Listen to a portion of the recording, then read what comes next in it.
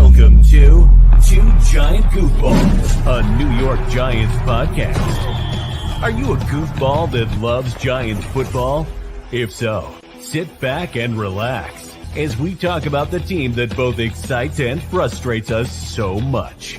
And now, here are your goofball hosts, Drew and Rob.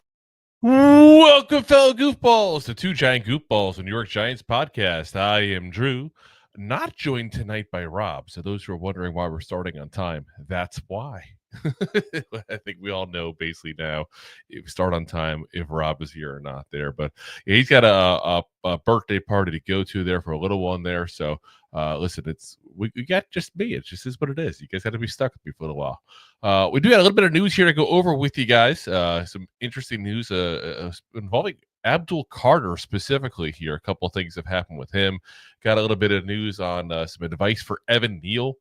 And someone is disrespecting the Giants and their offense. So listen, guys, I know the offense isn't exactly great, but it's definitely better than what someone had to say about it. I'll put it that way there. So let's get right into the news here for you guys. So Abdul Carter has already made the all-rookie defense, which is just insane to me that anybody's actually even doing a all-rookie defense before preseason games start, let alone regular season games. But NFL Network, that's what they're doing. Again, guys, it's they keep doing all these different teams here for what they think is going to happen. But I just hope these kind of things don't go to the players' heads. But let's be honest, your third overall pick, if you're not on any kind of all rookie team before the season starts, that's an issue. So NFL.com said, widely considered the best defensive player in this draft class, Carter is unsurprisingly the favorite for defensive rookie of the year. His explosiveness off the edge jumps off the screen. But with Brian Burns and Kayvon Thibodeau in place as the incumbent outside linebackers, what's the plan with the number 3 overall pick? Defensive coordinator Shane Bowen sees it as a good problem to have. And he's not wrong. You can never have enough good pass rushers. He said, ultimately, we want to get our best 11 on the field, Bowen said last month. Whatever way we got to maneuver to do that, we got to find ways to get the guys that can impact the game on the field. Carter is undoubtedly one of the best 11 on this defensive roster, and playing alongside Burns, Thibodeau, and defensive tackle Dexter Lawrence, the rookie's poised to get the kind of one-on-one matchups he can feast on. And that's a big thing I think people aren't necessarily looking at enough, that last part there. Everybody talks about, Abdul Carter's got to compete. He's got to compete with all these guys for pass rushes, for sacks, for hurries, for QB hits, all these things. Well, it also helps him. Because, again, he doesn't have to compete for, be the center of attention. Like he's not going to be the guy that they go, okay, we got to stop Abdul Carter and we'll just take the rest of everybody else. Like, that's not going to happen, guys, because there's too much. There's too much on the line when you do that. Because if you go ahead and double Abdul Carter, let's say he starts off great, God willing, but let's say he starts off great. Well, if you double him, what are you doing with Dexter Lawrence? What are you doing with Brian Burns? What are you doing with Kayvon Thibodeau? As much as it is going to potentially hurt him at times being with the other good pass rushers, because he's going to potentially lose opportunities to do a little stat packing there. It's also going to help him. Look at guys who came on the scene and just went crazy. And, again, I hate to give Micah Parsons his kudos there, but he had an excellent rookie year. Look at, guys like Javon Curse, look at Jared Verse even last year. I mean, when you do very well and there's not a lot of talent around you, which is what usually happens when you're a top pick, let's be honest, it's not, you're going to a team that needed talent. That's why they're picking 3 overall or 1 overall, whatever the case may be. But in this case, 3, they don't usually have a lot of talent around you. And in this case here, Abdul Carter has the benefit of a lot of talent around him. I do think that is going to help him. Now, beyond that, you don't think he's picking those guys' brains left and right?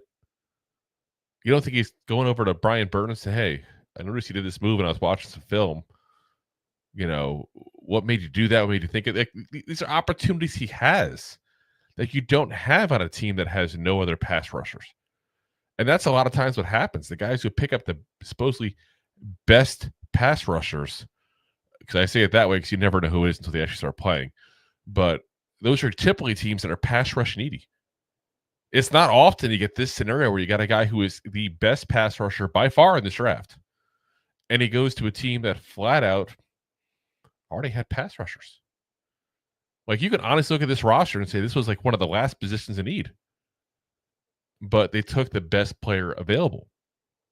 And it's now they have a great problem to have, how to figure out how to use these guys. And again, I've said it before in the show, I'll say it again. I do think you're going to see a lot of, Abdul Carter at the linebacker position as opposed to the outside linebacker. I think you're going to see a situation where Micah McFadden might be on the field a little less than usual on third down specifically. And then maybe a little rotation on the outside there otherwise. So, we'll see what happens there. Maybe I'm right. Maybe I'm wrong. Time will tell there. Usuals here, Deb and Jay. Appreciate you guys being in here. Jay says Rob's in the custody of Golden Corral security team? ? No, he's stuffing his face with a birthday cake right now. Not his birthday, but he's stuffing his face with a birthday cake. So, it's not the Golden Corral. Not the Golden Corral. And then Deb says, I have much more confidence in the defense than the offense. Yeah, and you should. Quite frankly, you should.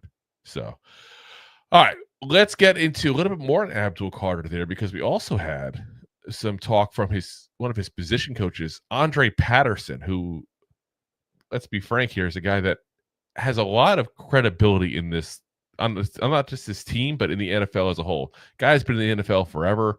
Was one of the guys who got flat out given a lot of the credit for, I wouldn't say fixing Dexter Lawrence, but making him what he's become. I think that's probably the best way to word it. Before Andre Patterson got there with Dable's, coaching staff there, it was kind of a situation where, yeah, Dexter Lawrence wasn't a bad player, but he's what people thought he was in the draft. The guy who was a run stuffer, guy that didn't necessarily provide a ton of the pass rush. All of a sudden, Patterson gets there, he becomes a freaking beast. And whether that's on Patterson or on Dexter Lawrence, let's be honest, probably a combination. But the guy's been in, NFL for a long time, guys. I mean, very, very well respected. Has done a lot with a lot of different players. Like, this is not his first rodeo. Besides also obviously being with the Giants, he was the co-defensive coordinator prior to that with the Vikings. He was defensive line coach there as well. And he was also worked with the Broncos, the Browns, the Cowboys, again, the Vikings before that, the Patriots. I mean, this is going back to the late 90s. That's how long the guy's been around for. Really, very well-respected coach. He was asked about Abdul Carter and his ability. He said, he's explosive, he's quick, but the thing that is unique is that he has an uncanny ability to feel how to win at the top of the rush, right? A lot of guys blow the rush when they get to the top of the rush. A lot of guys are quick. A lot of guys are explosive. A lot of guys can go edge to edge. But when they get to the top of the rush, they become mechanical. As a coach, it takes 2, 3, 4 years to figure out that, right? Well, he was born with that. That's the thing he was born with. That just naturally, when he gets to the top of the rush, he has a feel of where to go. And I think that's the thing that makes him unique. Most guys don't have it. And when he was asked, how many have that ability specifically, he said, not many.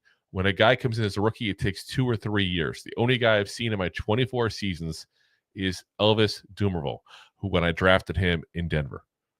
And he was a damn good player, guys. And not just for Denver, he also had, some good years in Baltimore as well. A guy that I think had 3 or 4 seasons, I believe, over 15 sacks. A guy that had, multiple double-digit sacks, obviously, there. And I think he had over 100 sacks in his career. Listen, if that's the kind of player that we end up getting with Abdul Carter, I think people would be very, very happy. That's for sure. So, I think that, you're looking at a player here who isn't just getting all the attention that, you would think a number 3 overall pick would get, because you're seeing a lot of the attention obviously going to Jackson Dart because he's the quarterback. But when it boils down to it, Abdul Carter is the best talent we've gotten this whole entire offseason. and he's going to be one that I'm very curious to see what happens with him there, because if he can stay healthy, because you guys know I've had some health concerns with him with the shoulder and all that. If he is able to stay healthy and reach that potential, this could be a guy that goes down into the history of Giants pass rushers. I'm not saying he's LT or Strahan or something like that, but this is a guy that easily has the potential to be in that next tier with like OC and those kind of guys, but we'll have to see what happens. Again, he's a rookie. I'm not going to put too much on him. I just know the potential is there. Let's see if he reaches that potential there. All right, before we get the next one here, I see a couple of comments here from you guys. Let's see here. Jason, I love Abdul Carter, but just curious to see a guy like Saquon just run right at him. Yeah, I don't think it's going to be a problem. I really don't. I think he's, first off, that he's not going to be necessarily running right at him, because I think Dexter Lawrence is going to clog up the middle pretty well for him there. But if he plays middle linebacker and has to do that kind of role, I still think he can do it. He's an aggressive tackler. He may not be the biggest guy in the world, but he's an aggressive tackler. Big Blue in the Bronx. What up, Drew? What's up, man? You guys, again, I would like to give a shout out to fellow content creators. If you haven't already, give Big Blue in the Bronx there a like there. A lot of great content, not just Giants talk, but New York sports talk in general, guys. Deb says, I heard an interview with Dan Duggan. He's not sold on Wilson. He does not trust the hype the Giants are pushing.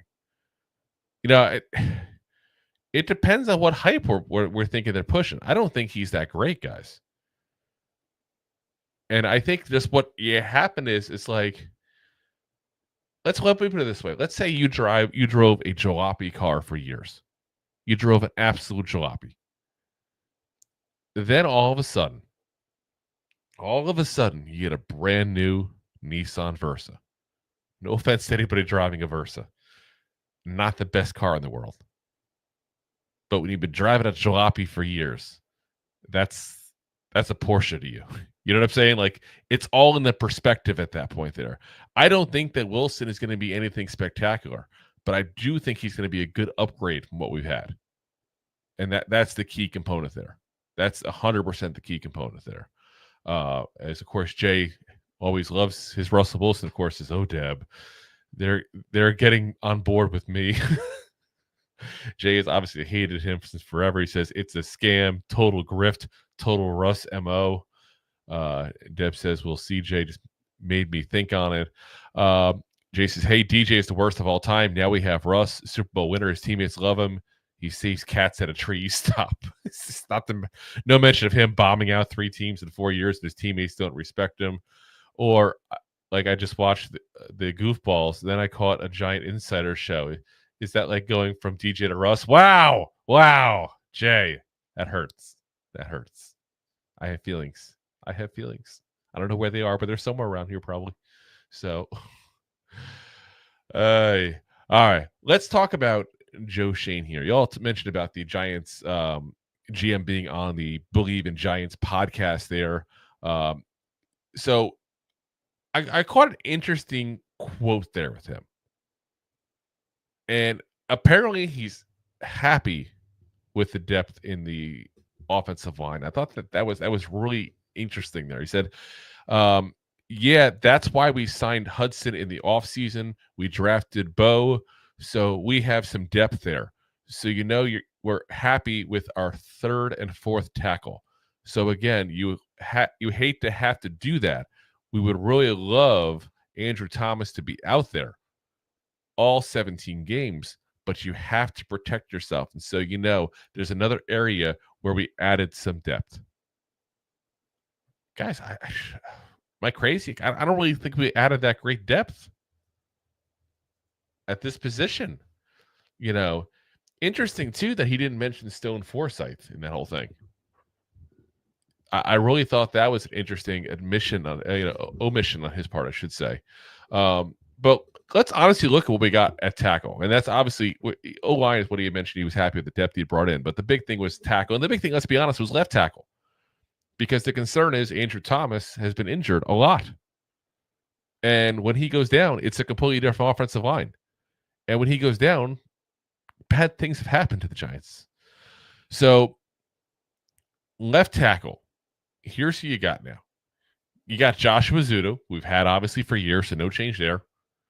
You got James Hudson III, who he mentioned there specifically by name, but a guy that, again, he's started for the Browns. He's been a swing tackle for them. He hasn't exactly been great when he's gotten the chance to play, though. So you basically just traded Evan Neal for him, who also hasn't looked great when he's gotten the chance to play. Because Evan Neal is now a guard. So that's what you did. Then you go ahead and you got Stone Forsythe from the Seahawks, who is, again, the guy who just played horribly. He's got some experience, yeah, but he played horribly when he got the experience. And then you add Marcus Mbow, who we've said into this draft even that he is not a tackle. He needs to move into guard. He's too small to play tackle. So I can't sit there and say we got some great depth now at tackle, guys. Like, you name me one of those guys that you're confident if Andrew Thomas goes down can go play left tackle right now. Or that you're confident Jermaine Eluemunor can move over to left tackle, one of these guys, and take right tackle even. I don't see it. I got guys who struggled elsewhere. Why would I trust that as great depth all of a sudden? Again, you had to do something. You at least got some guys with NFL experience. Like, we've been pulling people off couches the last couple of years, so I guess it's better than we've had. But really, is that any of those guys give you any confidence whatsoever? Because it's not giving me any confidence. I don't look at those guys and go, oh, thank God we got, Stone Forsythe. Ooh, good to go at tackle now. This is the year for Josh Azudu. James Hudson sucked in Cleveland, but we got him here. It'd be great here. Like, this is not a place that typically fixes players. The Giants typically are the opposite, where players leave this team and get better. So we're bringing in people that have been bad elsewhere and saying we brought in depth. That's not depth. It's an improvement. I'm not trying to downplay it 100% and say we did nothing. We did stuff. We did stuff. But you can't sit there and say that's an improvement over what you should have. You got players that were bad. Absolutely bad. And let's see. Jay says, if James Hudson blocks O'Shane Ximines, is that like Googling Google? Like a black hole? What is it? And then Deb says, you're right, Drew, on O-line. Another position that worries me is wide receiver. If Neighbors goes down, who takes his place?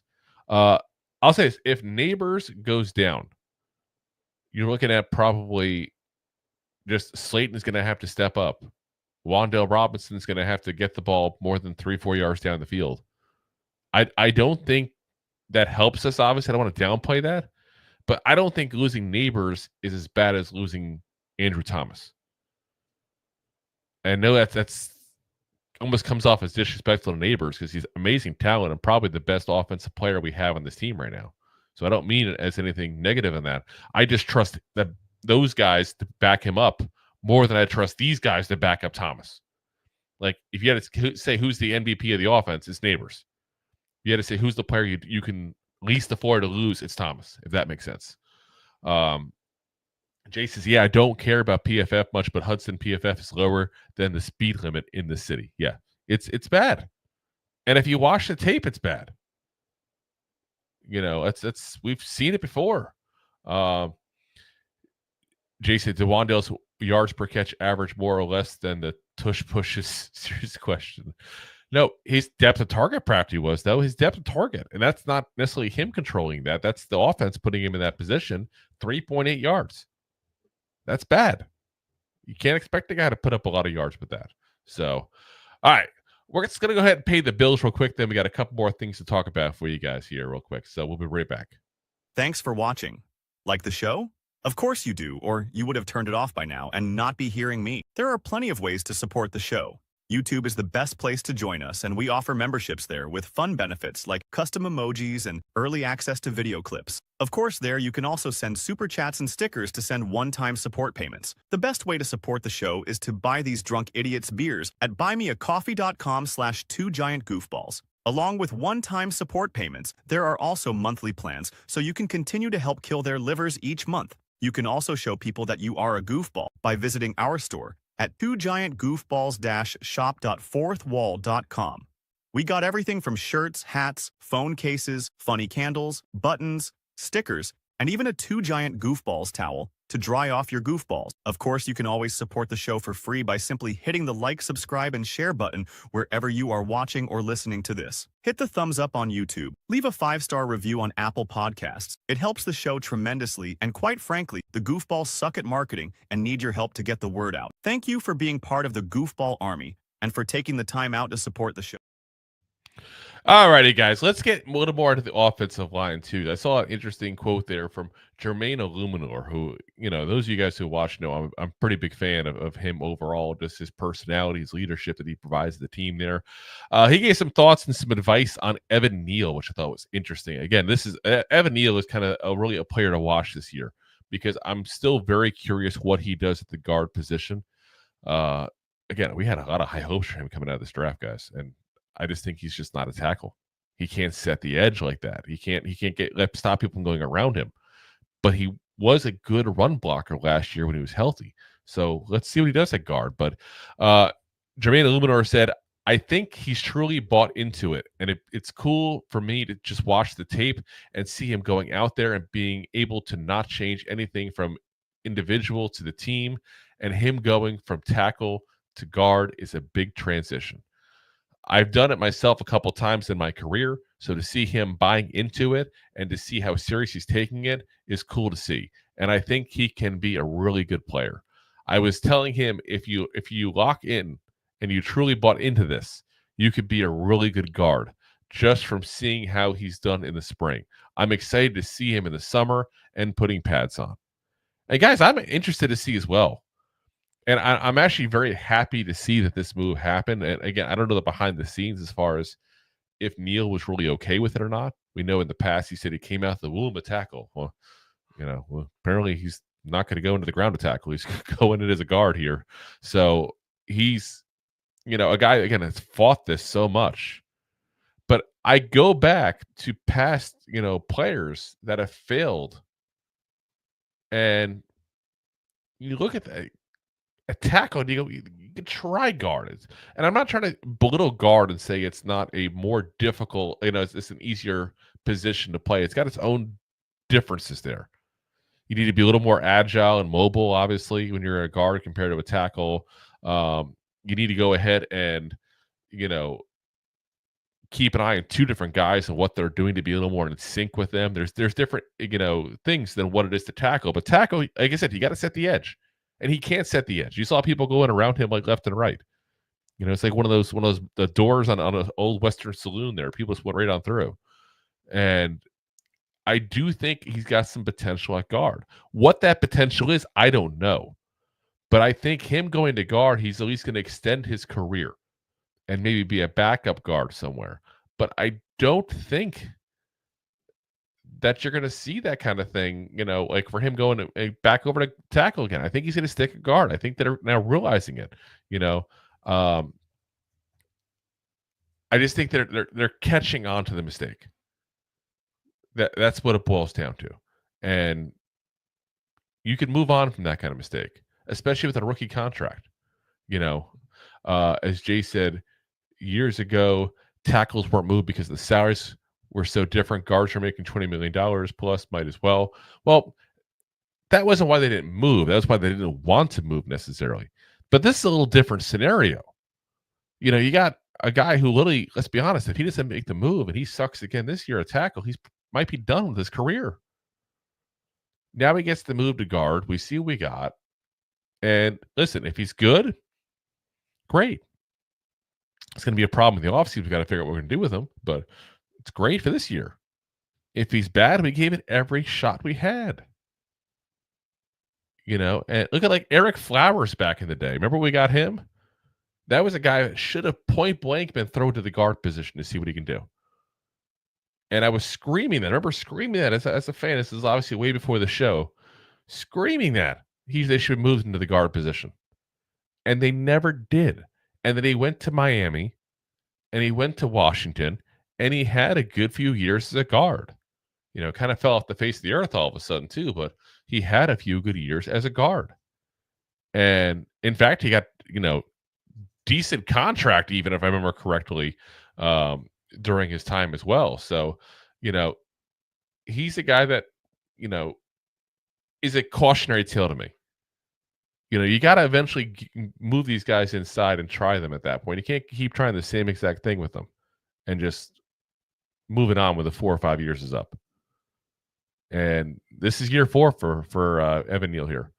And Jermaine Eluemunor, I know, is going to be doing everything he can to help him. Like I said, a guy I have a lot of respect for as a teammate there. He is a guy that you see it when he's around the players. You see the way he talks about the players. You could make a case that he's been one of the most undervalued signing the Giants have made in a while there. Look at like what he did last year for us. Was one of the most consistent with one of the consistent players at that point on this offensive line. There's not a lot of them. Probably him and Greg Van Roten, probably only 2. Played both left and right tackle. So great signing. I think he deserves a lot of credit for what he did last year, and I'm sure he's going to have another good year. And quite frankly, I hope they keep him around for a few years. He's very versatile, and he's a great guy, like I said, to have in the ear of Evan Neal, not just because of his great personality, but because, as he mentioned, he's done this before. He's moved from guard to tackle. I'm back to tackle now. So let's see. Jay says also, hit a wrong button there. He says there's a football player in there somewhere. I think, like I said, I think if he can get out of his own head, I think there's a football player in there. I don't know if he can. I've harped before in the comments he said about the burger flipping and stuff like that. And it's not me trying to be a jerk about it or taking it like uber personal. Like, I don't know him. It wasn't like he directed at me specifically. But I do think it shows me a little bit of lack of mental toughness. And that's where my concerns are. He says, why do the guys disappear? Scherf, Hernandez, lots of these guys have good seasons and no takers. Yeah, Brendan Scherf's still out there. I'm still a little shocked he's still out there. I think when you see that kind of thing, though, it makes you wonder if there's an injury maybe we're not aware of in some of these cases. Look, like we talked about Gabe Davis a couple times in the show. He's brought in for a visit, obviously. He is overcoming an injury, and that's part of why he hasn't signed with anybody yet. And none of us knew that when he got cut by the Jaguars, and obviously it's not a horrible injury or they wouldn't be able to cut him. But he wants to get fully healthy before he signs and figure out where he wants to go. Brandon Scherf could be in the same scenario for all I know. Hernandez, I'm not sure. I thought Hernandez was already signed by somebody. I'll have to check on that here real quick. Hernandez, he is, yeah, he's back on the Cardinals still. So yeah, he's still on the Cardinals. So let's see. He also says Flowers wasn't that bad at all last year he played. No, and he just stopped. There's people to stop giving him money, and I was a little confused by that as well. He had good years as a guard, and all of a sudden, just I don't know. He decided to walk away, or what happened there. Sometimes we just assume football players love football. I don't know if you guys happen to see the interview with Ruggs. He got out of jail. Obviously, he had the bad DUI incident where someone died. He got out of jail and talked about that night actually in an interview. And he's back in jail. It's like a get out of jail and go do part of your, I don't know what we're doing. Call it penance or whatever the word would be at that point. Therefore, but he went to an event to speak out about what happened to him and try to help other people not have that kind of issue there. But he had mentioned basically how he just was kind of going through the motions and didn't appreciate football and didn't like being a part of it basically. And you get that with players sometimes. We just assume they love football as much as we do. They don't always, So Jay says he's like in a fire damp in Vegas, not really jail, but jail. Well, of course. That's what happens to most celebrities. You and I did it though. We get the chair. They just they made the chair legal again to give it to us. All right. Yeah.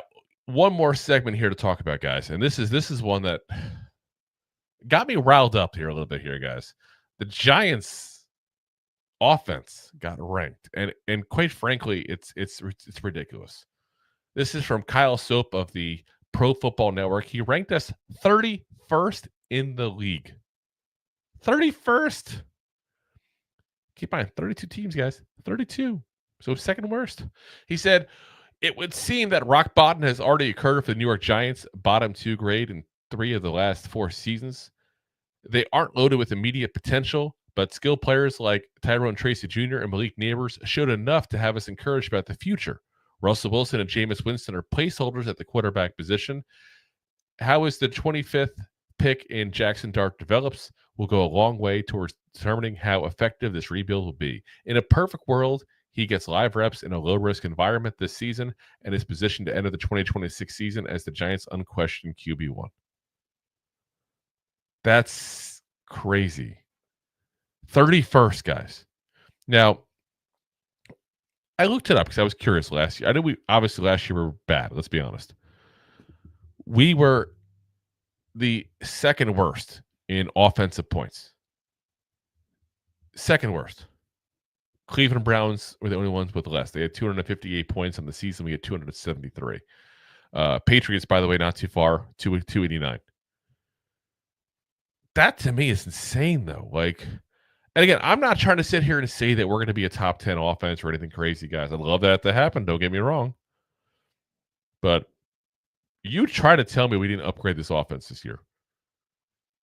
Absolutely insane to say otherwise. I'm sorry, it is. And again, I'm not the biggest Russell Wilson guy. I'm not trying to say he's going to be a Pro Bowl or a great player or anything like that, but he's going to at least be an upgrade at quarterback. Even Jay, I sure see in the comments here, but yeah, even you got to admit he's better than what we had. He's not great, but he's better than what we had. Jameis Winston is better than what we had. Jackson Dart, very well, probably better than what we got last year. Then you throw in Tyrone Tracy Jr., who they said, right before they said, aren't loaded with immediate potential. Well, yeah, they're not loaded with immediate potential. Tyrone Tracy Jr., one of the best rookie running backs last year, with Malik Neighbors as well, who maybe we can give a little dispute with Thomas as far as who was the better, but I think Neighbors was the best and most electric wide receiver as far as all these rookies that came out last year. That's not immediate potential. 2 players that both were over 1,100 total yards, each. That's immediate potential. I'm sorry. So you throw in Tyrone Tracy Jr. in the running game. You throw in Motor, who still is going to be a backup now, obviously, but he's still a trusted veteran backup running back who's got the potential to start if there's an issue with Tracy. Then you throw in Cam Scatterbo, who, again, rookie. We don't know what he is yet. But don't tell me that Cam Scatterbo is not better than guys like Eric Gray. There is not a single doubt. I'm probably better than Eric Gray. I'm kidding, obviously. I would not be, but I want to go that far and be disrespectful. But Scatterbo is definitely an improvement there. Then you throw in what we did at the offensive line. We got the offensive line healthy now to start the year. We weren't healthy all last year. There's a lot of things that have been changed in this offense, guys. I mentioned that before the depth that Joe Schoen was bragging about. Again, I don't think it's anything to brag about the depth he got at offensive line, but he got depth at offensive line. It's still an improvement over what we had last year. So we're 31st last year. We improved at quarterback, the most important position, flat out. We got the second year now of 2 of the most electrifying rookies last year in the NFL. We improved the offensive line. And you don't think that's better. Again, I'm not saying top 10. I'm not even saying top half. Don't tell me we can't be the 20th best offense. That's all I'm saying. Don't tell me we're that bad that we're 31st. 31st. That's insanity. And you're talking a difference of 1 touchdown a game, guys. It's not that different. 16 points a game we did last year. The average was 22. You're talking difference of 1 touchdown. That's very, very plausible to get. And Jay says, if XX is healthy, same old platitudes. No, I'm not even saying that part of it there. I'm not even saying everybody's healthy and a perfect world happens. I'm saying hypothetically, let's say Andrew Thomas goes down again. Let's say Russell Wilson goes down again. Are you telling me the backups we have now that would take over Andrew Thomas's spot? While not great, as I mentioned before, not great. I'm not excited by them. Don't tell me they're not better than yanking guys off the couch. Don't tell me that Jameis Winston would be better than Daniel Jones or Drew Lock. This offense is going to be better than it was last year. It's not going to be great. It is nothing to be proud about. It is nothing to write home about. But there is no way this offense is 31st in the league. Not going to happen. I can give you 2 teams off the top of my head that'll be probably vying for worst offense in the league. And it'll be the Browns and the Saints. And a lot of it stems to quarterback, guys. As Giants fans, we should know point blank that if you don't have a quarterback, you're in trouble. We haven't had one in a while, right? Not since Eli hung up his cleats. And Deb says this is a rebuild, not enough money to upgrade all at once. We will be in a better position next year. Yeah, again, very true. And to me, like I said, I would have liked one swing tackle, like a legit top end swing tackle, and that would have made me happier and more optimistic. But like I said, even what we have, it's still upgrades. Definitely upgrades. And then Jay says, no way we can be worse than those 2. He says, we need to draft a lights out guard, a wide receiver, first 2 picks. No, we don't. I'll disagree with you there. I don't. I think, to me, we got receivers we need. We got Wan'Dale and Slayton to go along with Neighbors, who's a freaking stud. If you want to go ahead and get a top flight guy next year in the draft, a weapon at that point on offense, maybe you go get a guy you think a tight end that's a weapon if Theo Johnson doesn't work out this year. What I didn't mention him, by the way. Theo Johnson, second year. Don't tell me he can't be an upgrade as well over what he did last year. And then Jason also, Wan'Dale's contract is up. You'd resign him. It's that simple. Resign him.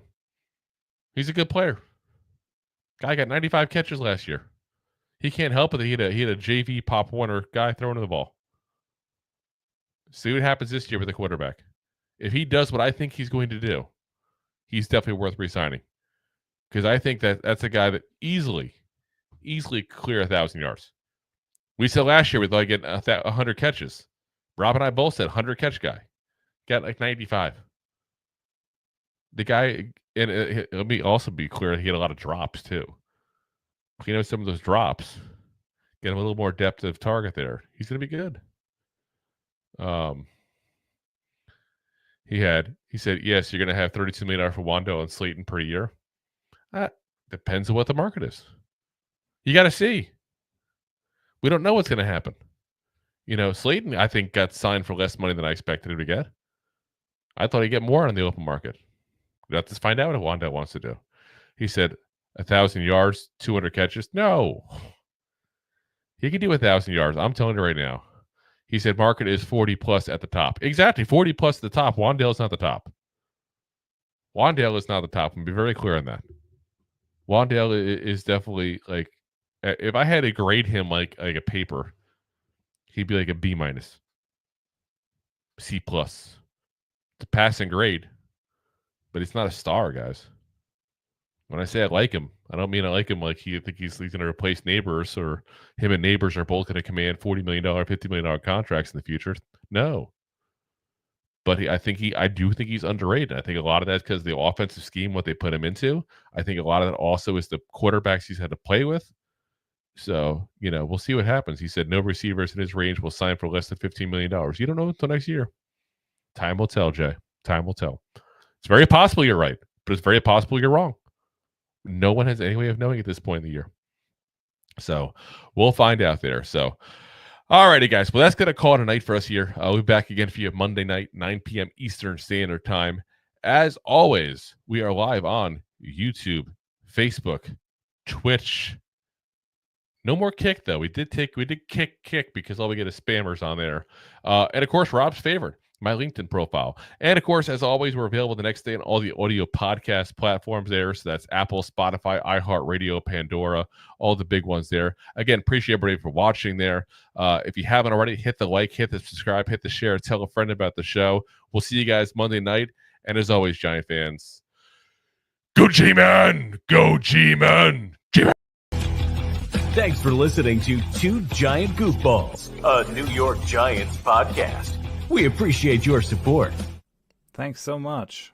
Please, I'm begging you. Please subscribe.